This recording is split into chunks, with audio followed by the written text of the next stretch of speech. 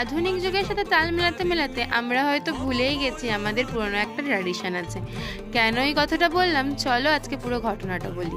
এই যে আধুনিক যুগে আমরা এত ধরনের ক্যান্ডেল ব্যবহার করি, আমার বাড়িতে তো 14 প্রদীপ দেওয়ার নিয়মটাও প্রায় উঠেই গেছে। এখন প্রদীপের বদলে আমরা ক্যান্ডেলই ব্যবহার করে থাকি। এখন তো আবার বিভিন্ন ধরনের কাস্টমাইজ ক্যান্ডেল, সেন্টেড ক্যান্ডেল, কত কিছু বেরিয়েছে।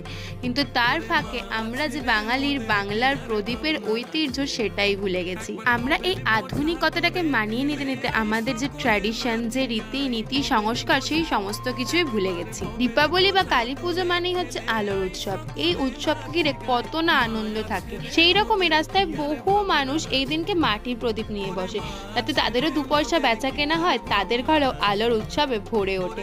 আমরা চাইলেই তাদের থেকে প্রদীপ নিয়ে আমাদের রীতিনীতি সংস্কারটাকে মেনে চলতে পারি, কিন্তু ওই যে আমরা আধুনিকতায় অভ্যস্ত। যাই হোক,